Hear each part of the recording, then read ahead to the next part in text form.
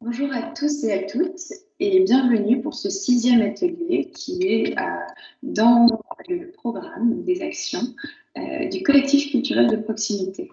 Aujourd'hui, nous avons le plaisir d'accueillir Paquita Milleville. Juste avant de pouvoir commencer cette présentation et d'entrer dans l'univers de Paquita, on fera notre habituelle introduction du collectif culturel de proximité et de l'association Françoise pour l'œuvre contemporaine en société.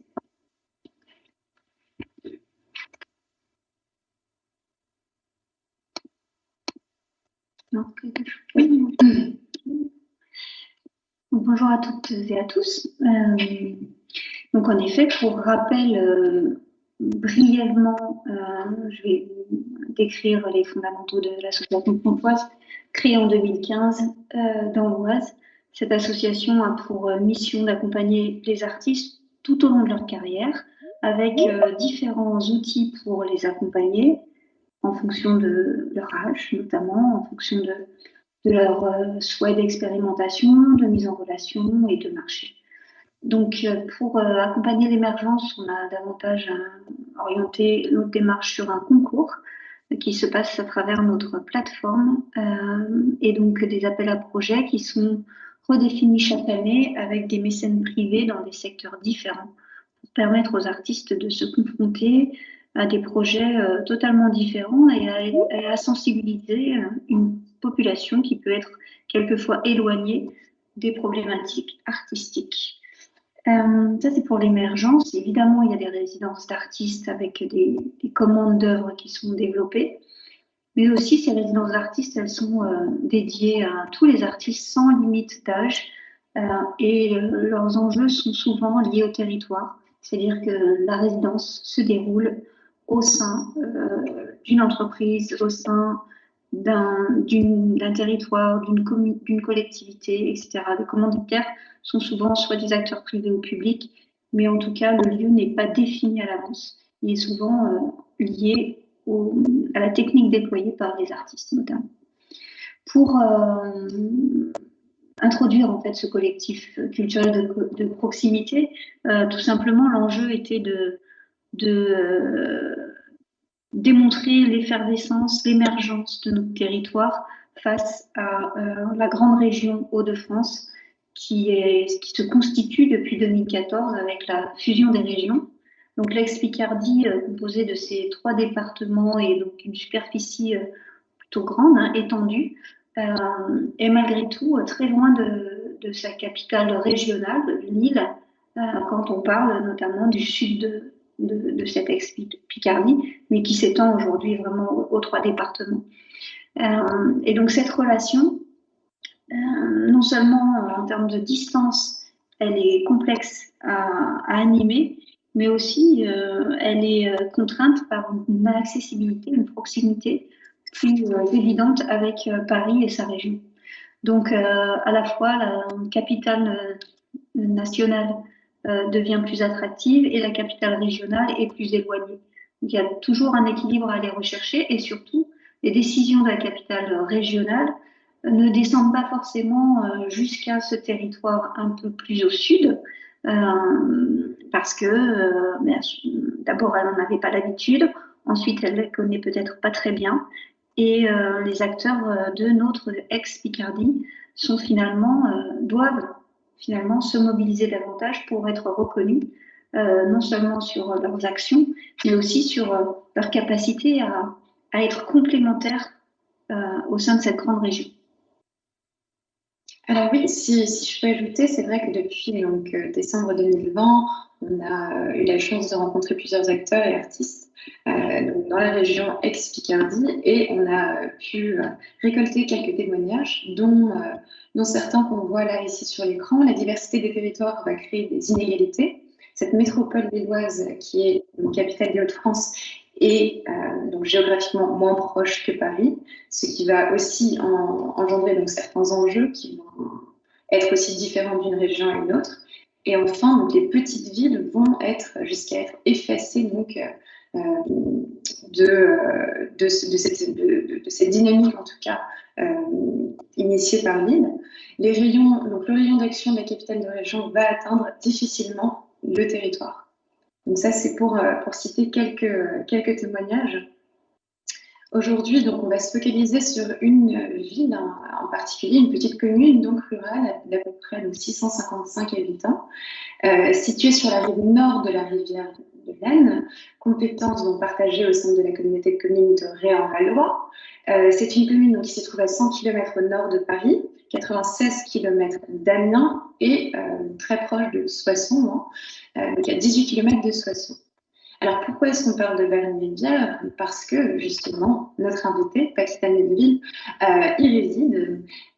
Donc, née en 87, Paquita vit et travaille donc, à Berny-Rivière. Elle a été formée donc, à l'ESSAD à Amiens, puis ensuite à la Cambre à Bruxelles. Je ne voulais pas dire plus, mais c'est vrai que puisque on parle de Berny-Rivière et qu'on introduit donc l'œuvre de Paquita Melville, je pense qu'il est important de parler de Semis aussi, qui est ce lieu de fabrication. Alors, pardon, c'est oui Semis, pardon. C'est pas grave. Semis, donc, je n'abrège le lieu de fabrication, donc, qui est une initiative qui tend justement à la collaboration des individus, des gens qui ont une volonté en tout cas de pouvoir créer et conceptualiser les projets créatifs. Et juste aussi en quelques points, SEMI donc organise des ateliers aussi avec des écoles, des projets collaboratifs, des résidences aussi, avec des artistes internationaux. Mais j'en dis pas plus, j'espère que c'était assez succinct, que je n'ai pas trop dit. J'aimerais donner la parole maintenant à Paquita. Je vais arrêter mon partage d'écran. Voilà. Paquita, je vous donne la parole. Si vous voulez aussi effectuer donc un partage d'écran pour montrer certaines choses. Oui, alors je ferai ça après. Donc, bonjour à tous. Bon, déjà, j'en parlais à Lorraine avant que ça commence, mais je suis assez intimidée de parler de moi. Donc, s'il y a des petits cafouillages ou des choses pas claires, ce sera à mettre sur le compte de l'émotion et il ne faut pas m'en tenir rigueur. Donc, je m'appelle donc Paquita Melville. Je fais beaucoup de choses différentes et du mobilier, de la scénographie, du graphisme, entre autres, pour gagner ma vie et pour m'épanouir. Et donc, j'utilise le terme artiste pour me qualifier parce que c'est généraliste et puis c'est plus pratique dans les conversations aussi, sinon c'est un peu long. Donc, et d'un autre côté, j'ai un peu de mal avec ce mot parce que je ne crois pas du tout chercher à produire une œuvre. Mes projets, ils sont vraiment du côté des arts appliqués. Et donc, ils impliquent la plupart du temps une rencontre ou un échange avec des commanditaires. Alors, depuis que ma maison de Berny et mon atelier ont reçu le statut de lieu de fabrication, que je vous présenterai plus tard, je passe énormément de temps en fait, à organiser le fonctionnement du lieu, à y monter des projets et à faire beaucoup d'administratifs. Donc, je suis moins disponible en fait, pour produire des formes et des objets ces derniers temps. Mais ce qui m'intéresse beaucoup et ce que me permet ce lieu, de gérer ce lieu, c'est de mettre en place des dispositifs qui me servent de prétexte pour rencontrer d'autres personnes. Et c'est des personnes vers lesquelles je n'irai pas forcément sans ce contexte de production. Donc, le projet artistique, c'est mon outil pour aller vers l'autre. Et je suis exigeante sur la qualité des formes que je produis. Mais je dirais qu'en fait, ce n'est pas le résultat qui est le plus important pour moi, c'est vraiment le processus. Et je voulais aussi préciser que pour le moment, en fait, je vis entre Paris et Berny. Donc, c'est pour des raisons familiales parce que mon conjoint n'a pas envie de vivre à la campagne. Donc, je jongle un peu entre les deux. Je suis 4 jours à Berny et 3 jours à Paris. Donc, voilà. Et l'année prochaine, je vais m'installer complètement à Berny. J'ai réussi à convaincre mon compagnon de s'y installer avec moi. Donc, je vais commencer par vous présenter mon parcours, mes études et le début de ma vie professionnelle, puis mon installation à Berny, qui, bon, même si c'est du mi-temps, c'est quand même, j'y suis la plupart du temps. Et puis, finalement, je vais m'attarder sur le projet SEMI, donc le lieu de fabrication dont Lorraine vous a parlé, que je suis en train de développer. Et je vais vous présenter, du coup, quelques projets qui émanent de ce lieu. Donc, je suis née et j'ai grandi à Paris et j'allais le week-end chez mes grands-parents qui vivaient à Berny-Rivière. La maison était coupée en deux. La partie dans laquelle ils n'habitaient pas, elle a été d'abord occupée par des locataires. Et puis ensuite, quand ces locataires sont partis, ils ont donné cette partie à mes parents et elle est devenue leur résidence secondaire. Donc, j'y allais beaucoup enfant et puis ensuite, en tant qu'adolescente et jeune adulte, je m'intéressais très peu à la campagne. En fait, je préférais sortir et faire la fête. Donc, j'ai eu un petit moment où j'avais un peu lâché Berny et c'est revenu un peu plus tard. Mon premier départ de Berny, c'était à 19 ans pour aller étudier à l'ESA d'Amiens. Donc, c'est une école d'art dont l'enseignement est centré sur le graphisme. Et voilà, avec Amiens, j'avais un double lien maintenant avec les Hauts-de-France puisque c'est donc une école qui se trouve dans la Somme. Donc, cette école, ça a été une très bonne expérience pour moi. Et je me suis fait beaucoup d'amis et des amis qui venaient de milieux et de lieux très différents. Et je pense que ça m'a beaucoup ouvert l'esprit parce qu'à Paris, j'étais un peu dans un microcosme. Mais voilà, enfin, pour moi, ça a été un moment d'ouverture très important. Je continue à avoir ces amis et je vous le dis parce que c'est aussi des gens avec qui je travaille, je continue à travailler régulièrement. Donc à l'ESAT, j'ai aussi rencontré mon conjoint qui est graphiste et avec qui je collabore sur l'identité du lieu de fabrication et sur plusieurs projets qui découlent de ce lieu. Donc à Amiens, j'ai obtenu un DNAP et puis j'ai arrêté mes études parce que j'en avais un peu marre de cette ville, j'avais envie de voir autre chose et j'ai voyagé pendant 1 an, puis je suis allée à la Cambre et je suis revenue, ça c'est pas, enfin, j'ai pas beaucoup aimé l'enseignement là-bas, donc je suis pas restée longtemps et je suis revenue à Paris, décidée à commencer ma vie active de graphiste. Donc je suis passée par plusieurs expériences, mais je m'ennuyais un peu dans ce métier parce que j'étais tout le temps derrière mon ordinateur et je sentais que j'allais pas pouvoir faire ça toute ma vie. Donc parallèlement à mon travail de graphiste, je faisais des sculptures. Donc ces sculptures-là, elles étaient vraiment sans objectif précis, hein, c'était pour me faire plaisir. Et je demandais à un ami qui savait un peu tout faire de me faire les pieds et les socles de ces sculptures. Parce que lui, donc, il savait travailler l'acier. Et à force de lui passer des commandes, j'ai eu envie d'apprendre en fait ces techniques et on a commencé à travailler ensemble. Et donc j'apprenais ces différentes techniques en faisant. Donc, on a commencé à prendre des commandes de mobilier pour des particuliers, souvent du sur-mesure. Et puis, on a aussi commencé à faire des scénographies d'exposition, soit à les concevoir, soit à les construire. Donc, on travaillait dans la ferme des parents de mon collègue, qui était près de Compiègne, enfin, qui est toujours près de Compiègne. Et on faisait l'aller-retour Paris-Pont-de-Sainte-Maxence en train tous les jours. Donc, encore une fois, mon parcours m'emmenait dans les Hauts-de-France et cette fois dans l'Oise. Donc, au sein de cette ferme, j'ai appris la soudure et des rudiments pour le travail du bois. La soudure, je l'ai appris auprès des ouvriers agricoles qui réparaient les tracteurs, les moissonneuses-batteuses et tous les gros engins dont on a besoin pour faire fonctionner une ferme. Pendant cette période, je travaillais très dur parce que je ne voulais pas être catégorisée petite citadine, je voulais faire mes preuves et montrer que j'étais forte, je veux dire physiquement forte et pas incapable. Et j'ai aussi pu observer une autre manière de vivre que la mienne. En fait, comme mon collègue venait d'une famille d'agriculteurs assez traditionnelle, on déjeunait tous les midis en famille, donc avec les parents, la sœur de mon collègue qui tient le Poney Club en face de l'exploitation, et donc mon collègue qui s'appelle Jean-Baptiste, enfin qui s'appelle, mais on ne travaille plus ensemble. Donc ma vie professionnelle, elle était étroitement liée à la vie de cette famille qui avait la générosité de me nourrir et qui m'ont supportée pendant 3 ans. Et je les aimais beaucoup et j'aimais aussi beaucoup la manière autosuffisante qu'ils avaient de vivre.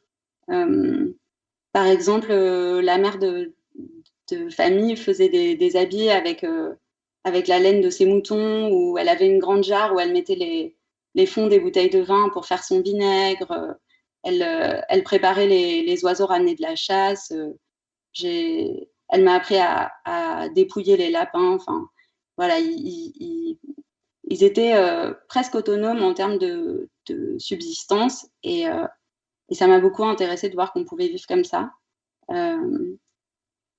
Ça m'a ébranlée en fait dans les certitudes que j'avais sur la manière dont moi j'avais envie de vivre, puisqu'avant de fréquenter cet endroit, en fait, quitter la ville me paraissait complètement inenvisageable. Enfin, j'étais très, très parisienne. Et puis, finalement, au bout de 3 ans, on a arrêté de travailler ensemble avec Jean-Baptiste parce qu'on avait envie de faire des choses séparément. Donc moi, j'ai continué à faire du mobilier. Et j'ai aussi travaillé comme scénographe. J'ai travaillé comme à la déco, enfin des équipes déco sur des films et pas mal dans l'événementiel. Donc ces projets-là, ils me permettaient de gagner ma vie et de continuer à développer des choses plus personnelles à côté qui dépendaient pas forcément d'une commande et qui étaient des choses qui m'animaient, quoi.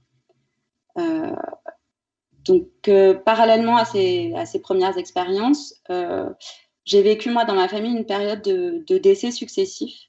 Mon grand-père, et puis ma mère, et puis ma grand-mère. Et après la mort de cette dernière, en fait, mon père nous a donné à ma sœur et à moi, j'ai une sœur, la partie de la maison. Je vous ai dit avant que la maison était coupée en deux, que ma grand-mère occupait. Et donc, à cette époque-là, moi, j'avais besoin de solitude et j'ai décidé d'aller m'installer seule à Berny. Donc, j'y suis restée 1 an et j'ai commencé à investir la maison, donc à vider, à trier les affaires de mes grands-parents. J'ai beaucoup jardiné et aussi, je me suis habituée au calme et j'ai commencé vraiment à apprécier la vie à la campagne. Et puis, au bout d'1 an, j'ai dû revenir à Paris pour le travail et je me suis installée avec mon conjoint. Et puis mon père est décédé. Et donc là, en fait, ma sœur et moi, on a eu la maison de Berny. Donc il fallait qu'on choisisse et on a choisi de garder cette maison parce que pour nous, c'était un lieu d'ancrage très important.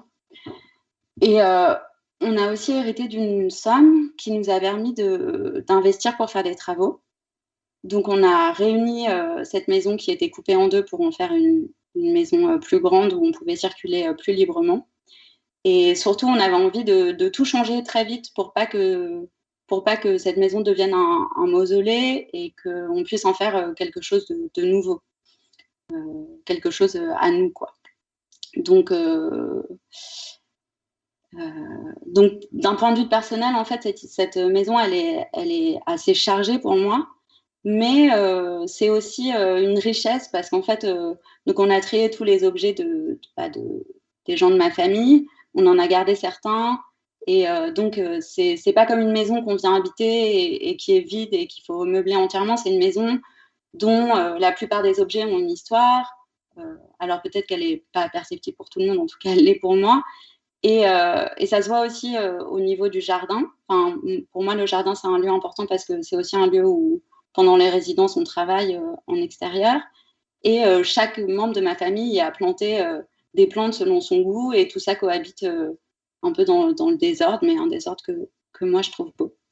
Donc c'est à partir de ce moment-là que j'ai commencé à vouloir sérieusement habiter à Berny. Donc pour plusieurs raisons. Déjà, il y a la question de l'espace, parce que moi j'ai grandi à Paris. Et c'est vrai que de trouver un espace de travail, c'est un enjeu énorme. Ça a déjà été dit dans des ateliers précédents. Les artistes et les artisans passent beaucoup de temps à chercher des endroits où travailler, à déménager de lieu en lieu, parce que les espaces qui sont abordables, en fait, c'est assez souvent des espaces provisoires ou qui sont situés en banlieue lointaine. Donc, parfois, c'est difficile d'accès. Et moi, depuis que je m'étais mise à construire des objets, j'avais des machines, je faisais de la poussière, j'avais besoin de place et je recherchais un espace pour travailler. Donc, j'ai eu plein d'expériences d'atelier qui étaient plus ou moins agréables. Il y a eu cette première expérience à la ferme qui était super, mais en même temps, on travaillait dans des grands hangars où passaient les courants d'air et il faisait froid et il y avait du foin par terre et des crottes de poules. Et donc, voilà. C'était un contexte un peu roots. Et puis Ensuite, j'ai eu un atelier à Asnières, mais c'était dans un bâtiment désaffecté, mais c'était au 2e étage. Moi, c'est vrai qu'il n'y avait pas de monte-charge, et c'est vrai que je fais du mobilier en marbre, donc c'était complètement incohérent parce que ça pèse très lourd et à porter dans des escaliers, c'est quasiment impossible. Donc voilà, tout plein d'expériences comme ça qui n'étaient pas très concluantes. Donc quand j'ai hérité d'une partie de la maison de Berny, quand mon père m'a donné cette partie-là, j'avais tout à coup la possibilité d'investir un espace stable qui était à moi. Et cet espace, il est maintenant modifié, mais il était face à la maison principale. C'est un petit corps de ferme, tout bricolé et rafistolé par mon grand-père, et qui me servait d'atelier. Donc ce lieu, il n'était pas idéal parce qu'il y avait très peu de lumière et puis il faisait quand même assez froid. Et il y avait un plafond très bas. Enfin, en tout cas, pour la première fois, j'avais un lieu où je pouvais travailler en faisant du bruit sans gêner les autres, et donc travailler à mon rythme et pouvoir ne pas devoir me projeter dans un déménagement dans les 6 mois qui venaient, donc trouver un peu de stabilité. Ensuite, quand j'ai hérité, ma sœur et moi avons hérité de la totalité de la maison. Avec la somme que j'ai reçue en héritage, ça m'a permis de construire un atelier. Donc un atelier avec de la lumière, avec de l'espace, donc le grand luxe, quoi. Et seulement, il me manquait un peu d'argent pour le finir. Et donc, j'ai fait appel à la DRAC pour un soutien à l'installation. Et j'ai eu la chance d'être soutenue, en fait, et de pouvoir finir mon atelier. Et cette demande d'installation, elle m'a aussi permis d'entamer une relation avec la DRAC qui m'a, en fait, tout au long de mon parcours à Berny, beaucoup soutenue, et aussi bien au niveau des subventions et de faire circuler des appels à projets et tout ça, mais aussi en me mettant en relation avec d'autres artistes du territoire, justement, et voilà, et d'avoir la possibilité de créer un réseau, en fait, que j'avais pas du tout. Donc, je vais vous montrer des photos de l'atelier. Tac. Tout l'écran partagé. Hop. Hop, non, c'est pas ça que je voulais faire. Tac. Voilà, donc là, vous voyez le bâtiment en bois dans le fond, c'est mon atelier. Et la pièce à côté, c'est une pièce qui était mon atelier avant, mais que j'ai retapé pour en faire un espace d'accueil pour des résidents qui viendraient en résidence de production. Mais je parlerai de ça plus tard. Donc ça, c'est l'intérieur de l'atelier. Bon, c'est un atelier de construction, donc voilà, il y a beaucoup de poussière là. Les fenêtres sont recouvertes de poussière parce que je coupe du marbre, donc on voit pas trop ce qu'il y a dehors. Ça, c'est l'autre côté de l'atelier, donc j'ai beaucoup de machines.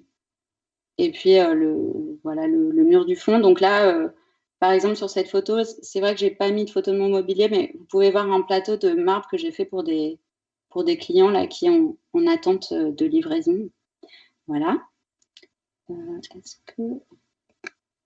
Et puis, ça, c'est la maison de Berny. Donc, c'est juste un peu pour vous montrer le contexte. Donc, il y a plusieurs jardins. Ça, c'est un des jardins. Donc, c'est un peu la jungle, hein, mais c'est une jungle entretenue. Ça, c'est le grand jardin du fond où on travaille pendant les résidences. Voilà. Et ça, c'est la maison. Donc, je vais arrêter le partage. Voilà. Donc, ça, c'était pour vous montrer un peu l'ambiance du lieu. C'est bon, là, j'ai arrêté le partage? Ouais. Donc, comme je vous l'ai dit plus tôt, mon espace de travail, il est étroitement lié à l'histoire de ma famille. Et il y a une notion qui m'intéresse dans cette histoire, c'est la notion d'héritage. Hériter d'un lieu, en fait, moi, je trouve ça assez perturbant. Je ne sais pas, pour ceux qui l'ont vécu, comment ils ont expérimenté ça. Mais en fait, c'est un endroit qu'on reçoit sans effort, sans avoir payé chaque mois pour l'acheter. Et c'est aussi... c'est un choix, mais dans un non-choix. En fait, moi, j'aime beaucoup Berny-Rivière, et en même temps, si j'avais dû choisir où je m'installais sur Terre, je ne sais pas si c'est Berny-Rivière que j'aurais choisi. Après, maintenant, je suis très contente, et je dis ça sans aucune amertume, mais voilà, enfin, c'est un fait lié à l'héritage. Donc, pour légitimer un peu cette propriété, j'ai beaucoup travaillé, j'ai refait, j'ai déblayé, j'ai fait comme si je devais, enfin, je sais pas, c'est comme si je devais payer cet endroit par mes efforts, par des efforts physiques. Bon, depuis, j'ai régulé mon engagement physique excessif, j'ai arrêté de faire le bagnat, le bagnard.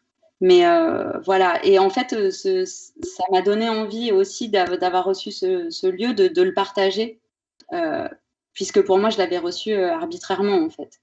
Et donc, j'avais envie d'y organiser des projets et de permettre à d'autres gens d'en profiter et de bénéficier de la place, du cadre qui est assez agréable. Donc, avec la vidéo, enfin, on ne vous voit plus. Ah, pardon.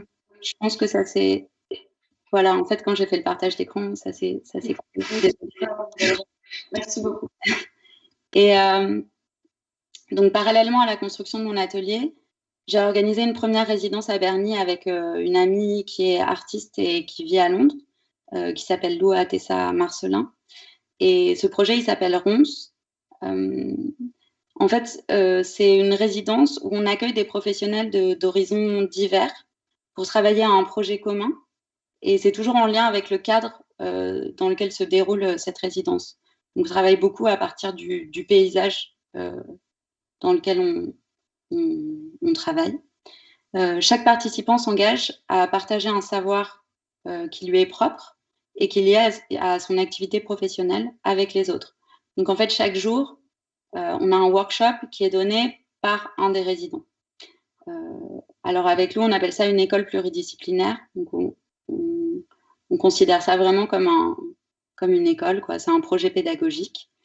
Et donc, pour vous donner un exemple de la pluridisciplinarité du projet, je vais vous montrer ensuite des photos de la première édition qui s'est déroulée à Berny, mais on avait reçu un paysagiste, une architecte, un architecte anthropologue, une danseuse, un étudiant sur le climate change. Alors ça, je ne sais pas très bien dire ce que c'est, mais c'est des études qu'il faisait en Angleterre, donc voilà, pour moi, ça reste un peu confus. Voilà. Et donc, cette première expérience d'accueil m'a donné envie de continuer, en fait, de transformer ce lieu et d'en faire un espace de projet, d'en faire un espace ouvert parce que ça a bien fonctionné. Donc, je vais vous montrer quelques photos de la résidence, c'est juste pour un peu voir le cadre dans lequel on travaille et voilà, donner une idée. Alors, donc voilà, là par exemple, la première image, c'est une rencontre avec un agriculteur de Berny qui est venu nous parler de l'agriculture intensive. En dessous, c'est un atelier qu'on a fait avec le paysagiste. C'était une déambulation autour de Berny et dans certains lieux en fait du bois qui est au-dessus de Berny. Bon, là, il y a une séance de travail au jardin. Et puis ensuite, on travaille aussi sur le sol et l'observation des végétaux, toujours avec ce paysagiste. Voilà. Donc, là, j'ai arrêté le partage, hein, c'est bon? Ou pas? Oui?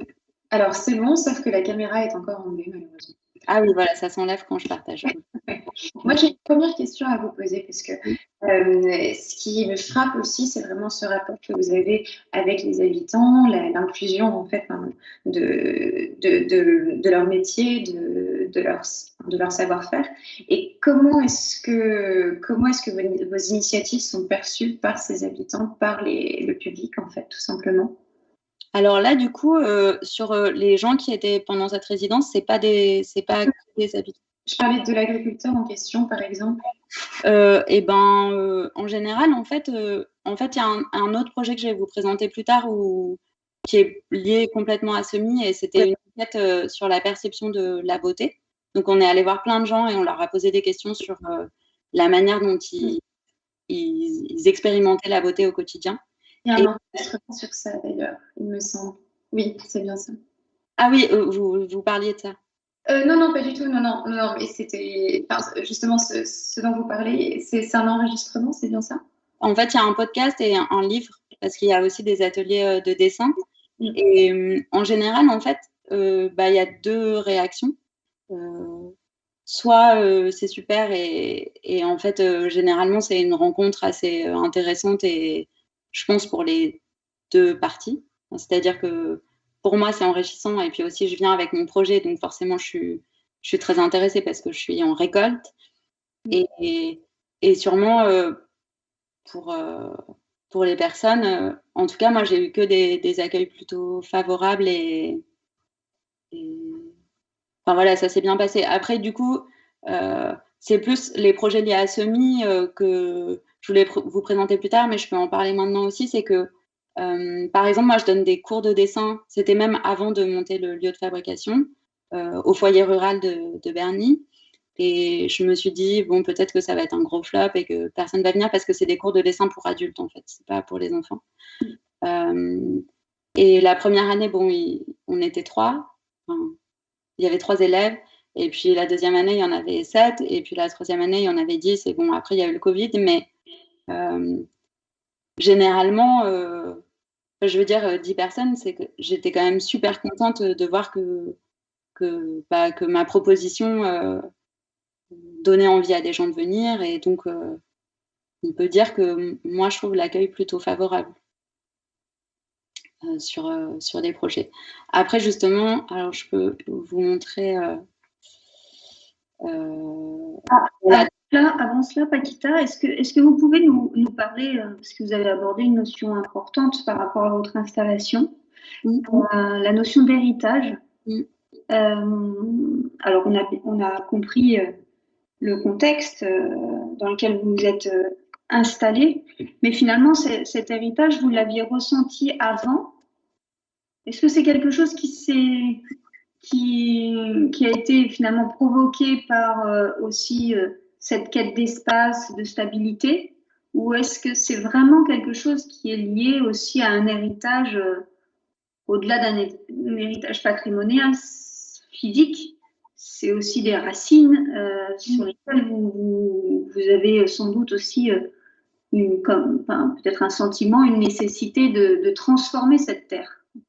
Bah, je pense que oui. Enfin, en fait, je me rends compte et je me suis rendu compte là en préparant aussi cet atelier que finalement ma vie professionnelle est très marquée par un retour vers le nord en fait. Enfin, Paris c'est au nord, mais plus vers le nord. Et moi à Berny, je me suis toujours sentie chez moi en fait. Et je lisais il n'y a pas longtemps un texte de Bachelard sur la maison natale. C'est genre c'est plus que la maison où on est né, c'est une sorte d'image de la maison, c'est une image archaïque de la maison.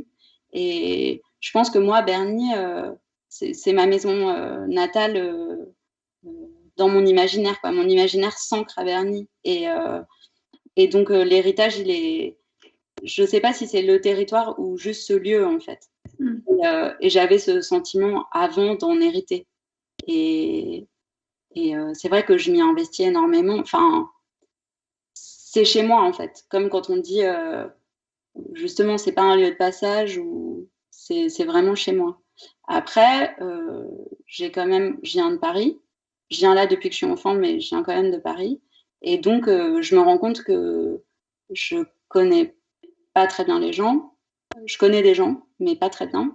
Je connais des gens aussi par mes grands-parents parce qu'ils vivaient là et que voilà, ils étaient impliqués dans la vie locale. Mais donc, je suis en train de construire là ma relation avec les habitants de Berny. Et donc, je dirais que les racines, elles se situent vraiment dans la maison. Et puis, elles sont en train de se fabriquer dans le village.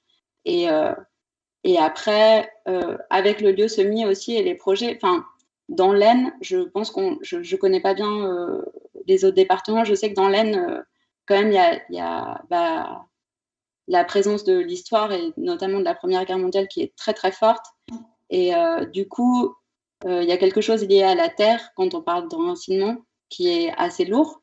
Et donc, on est vraiment dans la terre. Et je vous donne un exemple, mais moi j'ai un agriculteur de mon village qui disait que parfois quand il labourait, il y avait des corps de soldats qui remontaient. Et donc là, la prochaine résidence qu'on fait, on travaille sur la terre. On travaille sur la terre du coin, enfin de Berny. Et on travaille avec un céramiste et on va faire une œuvre en fait qu'on va cuire sur place. Donc en fait, on va construire l'œuvre, puis le four autour de l'œuvre. Et on veut voir, si ça se trouve, ça ne marchera pas, mais encore une fois, c'est le processus plus que le résultat. Mais du coup, on va travailler avec cette terre-là et toute son histoire un peu lourde. Et voilà. J'ai une question justement, est-ce que ces projets naissent des conversations que vous avez avec les habitants? Enfin, là, en l'occurrence, cette histoire de terre et de corps, en fait, est-ce que ça naît en fait de vos conversations, de vos partages avec complètement, ouais. Ouais. Après, je les interprète et tout ça, mais c'est vrai que c'est en discutant avec les gens que me viennent les idées. Mais pas que des gens de Berne. Enfin, c'est aussi des gens des résidences. En fait, les résidences ronces qu'on fait, ça donne aussi beaucoup d'ouverture et d'idées et de références. Et donc, voilà. Mais c'est des gens qui viennent aussi à Berny. Donc, c'est super. Tout ça se mélange, en fait. Voilà. Et je voulais donc vous montrer quelques projets de semis et parler un peu du lieu. Donc, c'est une proposition de la DRAC, en fait, en 2019, de faire de ma maison un lieu de fabrication. Donc, un lieu de fabrication, en fait, comme je l'ai compris, c'est un lieu de ressources pour un territoire. C'est un lieu qui irrigue un territoire en proposant des activités culturelles et au public local et aussi d'ailleurs. Enfin, moi, ça m'intéresse d'amener des gens qui viennent de plus loin et de ne pas rester que dans l'entre-soi du village. Donc là, moi, la question autour du lieu, je vais vous montrer des projets après, mais c'est d'allier le lieu de travail ouvert au public et aussi l'aspect domestique de la maison et un peu comme je vous l'ai raconté, l'histoire un peu chargée de la maison. Donc, je suis en train de chercher à construire la cohabitation. Ce qui est bien, c'est que l'atelier, il est en face de la maison, donc il n'est pas attenant à l'espace de vie et qu'il y a cette pièce, en fait, qu'on a rénovée qui va permettre à des futurs résidents d'être indépendants et de ne pas se sentir peut-être gênés d'avoir à cohabiter avec cette domesticité ou cette intimité. Donc voilà, j'essaie de trouver des solutions. Donc, je vous ai parlé des ateliers de dessin. Et là, il y a un projet que je viens d'installer justement hier, qui est un peu le gros projet de semis, qui s'appelle Virage Nord, jusqu'ici. Donc, Virage Nord, c'est un grand panneau qui fait 5 mètres par 2,5 mètres. Donc, c'est un format panoramique. Il est posé vraiment au cœur du village.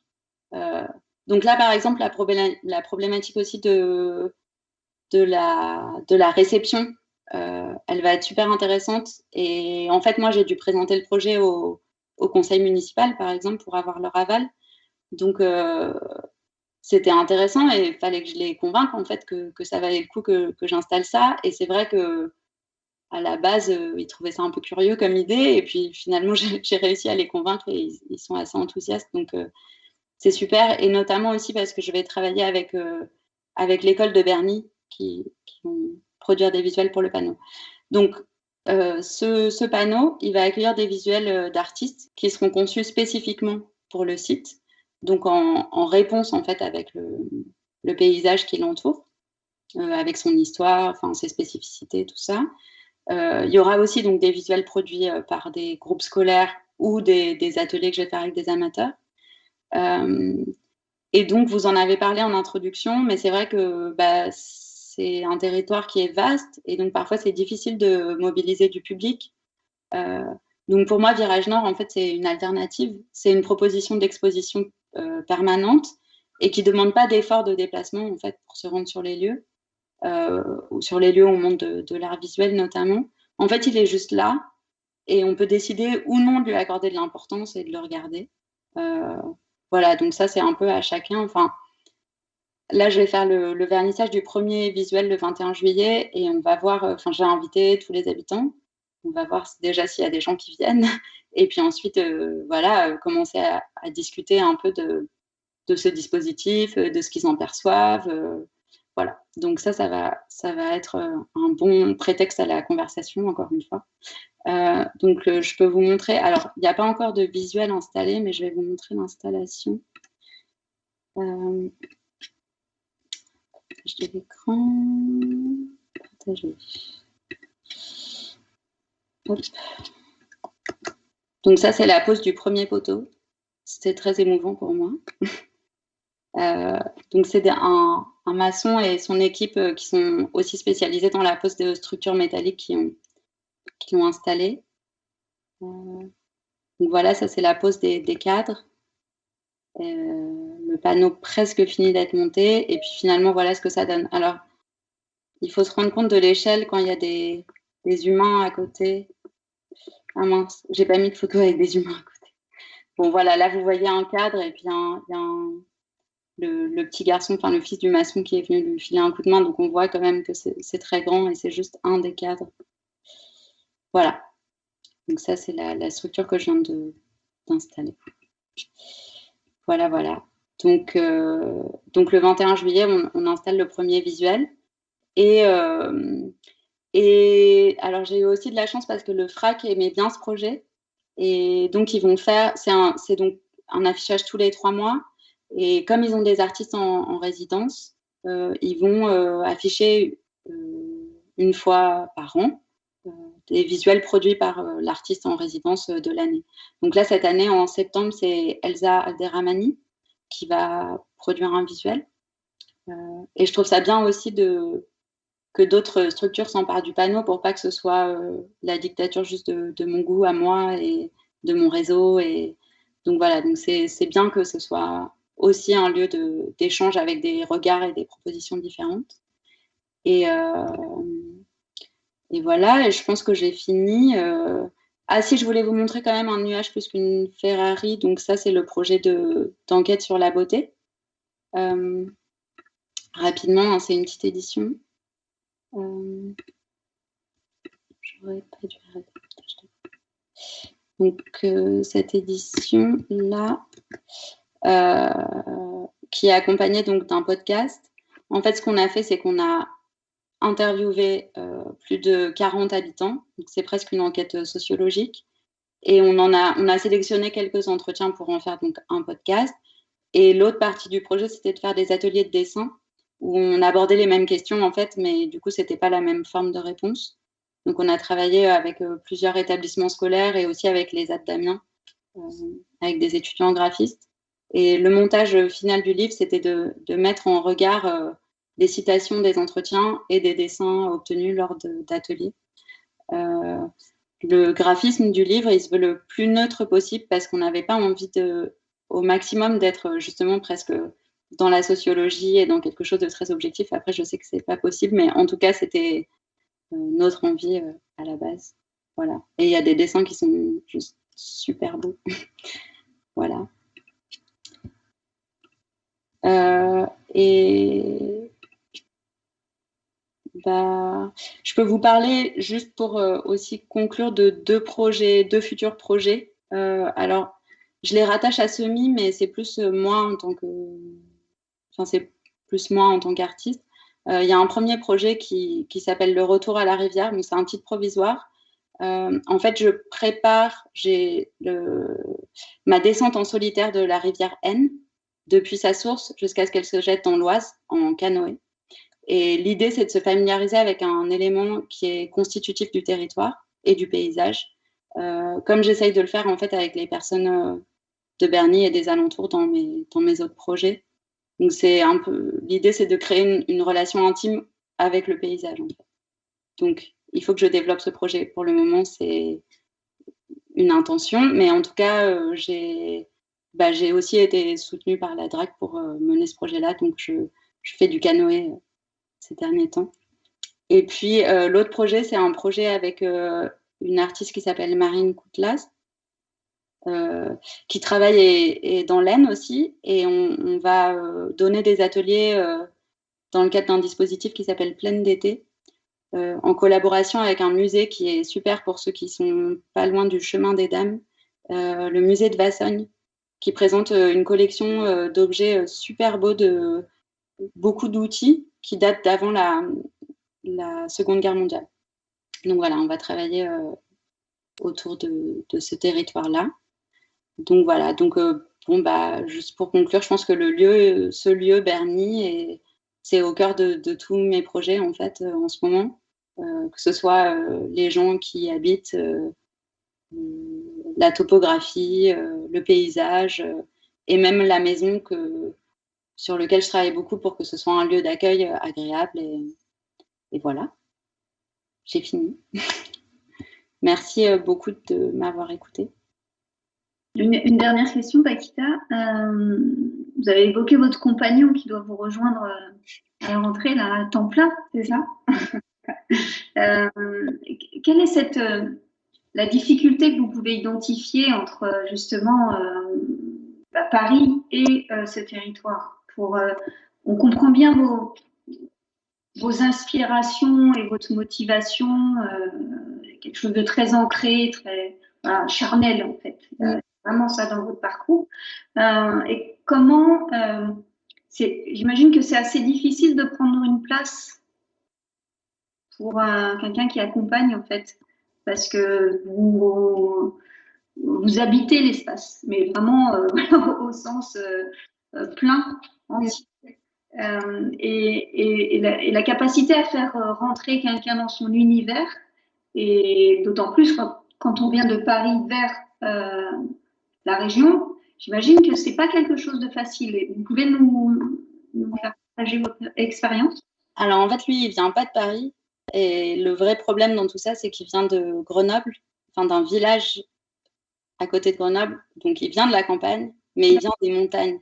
Et pour lui, la Picardie, c'est le plat absolu. Et donc, voilà, presque moi, la montagne, ça m'angoisse parce que c'est trop immense, trop majestueux. Et lui, par contre, les champs de blé à l'infini, c'est pas du tout quelque chose qui le met à l'aise. Après, il a beaucoup de place dans le projet Semi parce qu'en fait, il développe l'identité du lieu et que je lui laisse toute la liberté nécessaire, enfin voilà. Et après, ce lieu, enfin en fait, c'est quand même un lieu d'accueil. Nous, il y a tout le temps du monde à la maison et tout ça, donc c'est un lieu assez ouvert. Et j'espère que pour lui, c'est possible de se faire une place et que je l'étouffe pas avec mon histoire justement très ancrée et très terrienne et tout ça. Comme il est aussi en freelance, il peut travailler d'un peu partout. Donc, c'est aussi ça. En fait, là, c'est une année de test et on va voir si lui, il s'habitue à la Picardie. Mais je pense que principalement, c'est les paysages qui le dérangent. Et puis, il y a quelque chose, c'est vrai, que moi, j'adore, hein, qui est un peu mélancolique avec le ciel gris et tout. Moi, j'adore le ciel gris, donc ça me va très bien. Je pense que lui, voilà, il faut qu'il essaye et qu'il essaye de s'habituer. Mais j'espère qu'il y a de la place pour lui. Je pense que oui. On verra. Pas en doute, hein, mais c'est vrai qu'il y a une force, une puissance en fait dans votre projet. Je ne sais pas si vous vous en rendez compte véritablement, mais il y a quelque chose de transgénérationnel. Donc vous arrivez avec quelque chose, on a l'impression qu'il a déjà été un peu travaillé. Voilà. Donc cette dimension-là, je pense qu'elle est aussi reconnue du territoire. C'est-à-dire que malgré tout, vous n'arrivez pas comme ça vous implanter avec un projet qui vous vient. Non, tout est très lié au territoire. Donc, je pense qu'il y a largement la place pour une personne qui vous accompagne, mais c'est vrai qu'il y a une aura, voilà. Je pense qu'elle est importante et qui peut freiner quelquefois ou rendre les choses un peu difficiles par rapport à la légèreté qu'on peut retrouver dans d'autres projets. Voilà. Oui. Non, et puis après, je pense qu'aussi, il est avec moi, il sait que j'ai cette intensité vis-à-vis de ce lieu. Donc, c'est un peu un package. Voilà, ça fait partie du fait de vivre avec moi. Donc, je pense qu'il peut-être que par moments c'est étouffant, et en même temps, justement, cette intensité que je mets dans mes projets à Bernie, je crois que ça l'amuse aussi. Enfin, par exemple, cette histoire d'énormes panneaux, c'est moi qui l'ai construit quand même, ce panneau, donc il faut... Enfin, c'est genre de l'acier. Enfin, il y a tout un truc un peu, voilà, et je pense que ça le fait rire que je me lance dans des trucs comme ça, en fait. Donc, c'est aussi ce qui lui plaît, je pense. Je sais pas. Il faudrait qu'ils disent ce qu'ils ont. Voilà. On a une question de la part de nos participants. Dans le contexte de l'héritage, quel est le rôle de votre sœur dans ce projet et est-ce qu'elle participe? Alors, ma sœur, alors, voilà, en fait, moi, je veux jamais... C'est compliqué parce que je veux pas du tout lui prendre... C'est très important aussi pour elle, cette maison. Donc, il se trouve que la maison, on l'a réunie, mais qu'on a chacune un étage. Bon, là, on dirait que c'est immense, hein, mais en vrai, c'est une maison qui est assez petite. Et on a chacune un étage. Donc, c'est comme une colocation, mais moi, je vais pas dans son étage, elle a ses affaires, et je lui laisse complètement sa partie. Je pense que c'est la même chose, ça l'amuse, ces projets-là, et ça lui plaît. Et après, on réajuste.